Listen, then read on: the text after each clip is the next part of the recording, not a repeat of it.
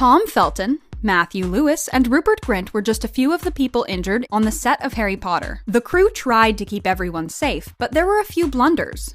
Like one that left Daniel Radcliffe at the bottom of a 20-foot deep tank of water. From toppling towers to badly behaved broomsticks, let's explore the series' most dangerous scenes.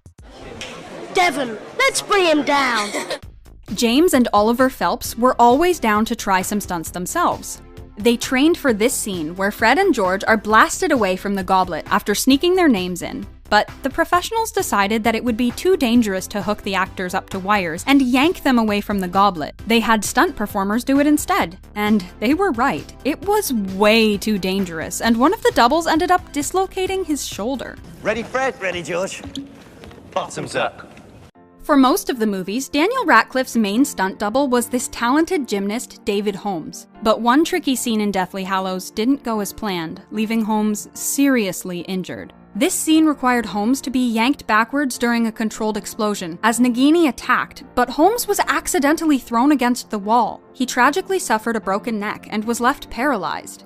He's now in a wheelchair, and this scene became the most devastating moment of the entire series. It was just a rehearsal that went wrong, and unfortunately I had my injury. There were a lot of pyrotechnics involved in the Battle of Hogwarts, so the cast had to avoid all those flames.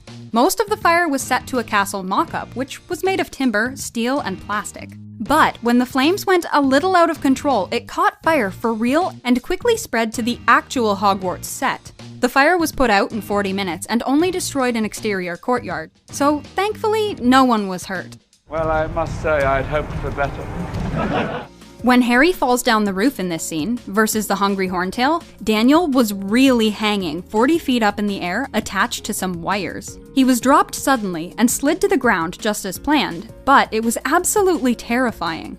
Daniel said he saw his life flash before his eyes as he fell to the ground, but thankfully the wires were there to catch him, and he had a good laugh about it in the end. That was really, really terrifying, and I'm not afraid to admit that. That was really scary. Hermione giving Draco a taste of his own medicine was more dangerous in real life than we would have thought. Emma and Tom talked before filming about making the slap in this scene look more realistic. Slap me. She's like, no, I'm not gonna slap. I said, go on, slap me right now. Let's just do this, do the motions. But Tom never expected to actually get punched in the face. The punch left him with a ringing in his ears and a pretty sore head for the rest of the day. And now we all know that Emma Watson has a pretty mean right hook. I feel really bad.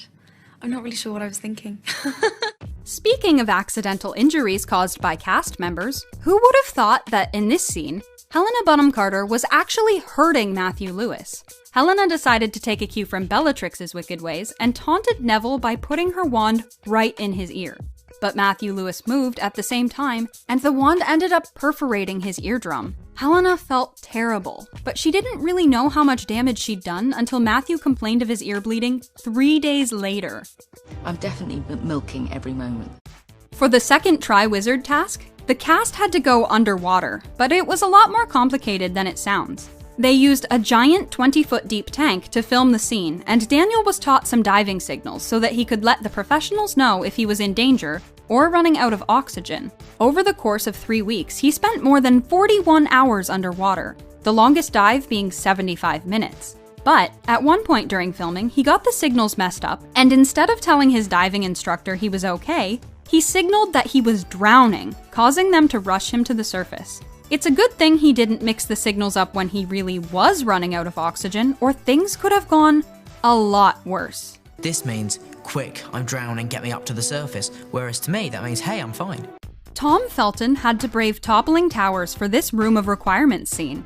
It's easy to think all of this stuff is done with CGI, but no. Tom Felton and Louis Cordes, who plays Blaise Zabini, were really at the top of the pile of furniture that was rigged to fall.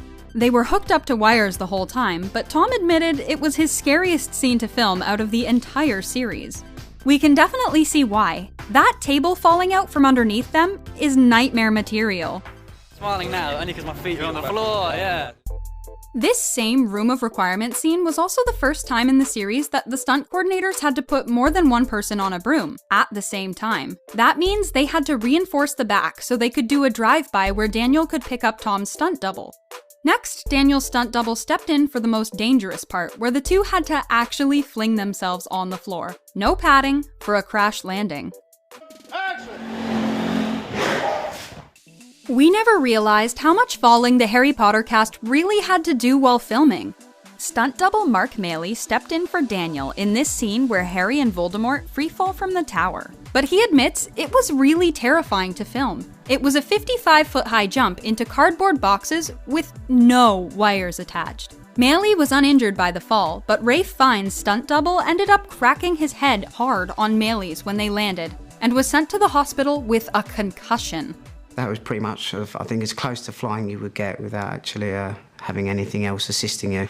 The Whomping Willow caused its fair share of destruction, both in the movies and on set. For this scene in Prisoner of Azkaban, Emma Watson actually got swung around on an animatronic branch. Her and Daniel also had to avoid the camera as it swung towards them, acting as one of the tree's giant branches. It was all perfectly choreographed, so no one was hurt, but Emma and Daniel did leave set feeling a bit dizzy. Pretty much all of the Quidditch scenes were a little dangerous, with the cast high up on broomsticks rigged to move and spin around. But there were a few moments that were more dangerous than others. For one, Rupert Grint actually got hit in the face with a quaffle while filming his scene as a keeper. But what's even more dangerous is how they'd do crash landings, by having stunt performers swing high into the air and then take off towards a landing mat. Which is something they use in the circus. Daniel said filming on a broom was already pretty scary because it was so high up and a very painful place to sit. But imagine if he had to fall from a broom like his stunt double did. Mark Maley's least favorite and most dangerous scene to film was this one, where Harry falls off his broom after coming face to face with a Dementor. Mark was wrapped in wire and winched 55 feet up in the air. Then he had to swing upside down with his head towards the ground and spin as he fell to the mat below. It's one stunt he's happy never to repeat again. The Harry Potter films often use animal actors on set, which means they had to be careful to avoid any animal-related injuries. When Malfoy gets turned into a ferret, they used a real ferret. He was pretty well behaved, but Jamie Waylett, who plays Crabbe, had to take some precautions to keep himself from getting scratched up and injured.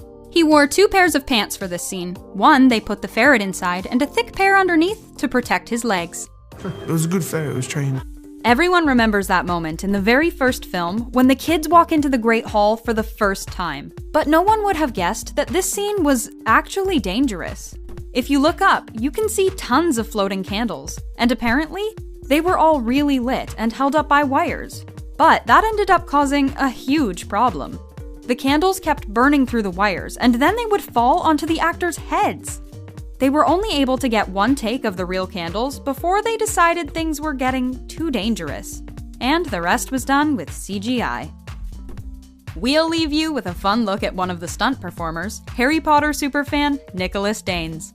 Always a fan of the books, he auditioned to double as a Quidditch player and eventually got to live out his dream doing dangerous stunts like this one. Thanks for watching, and check out our channel for more magical content.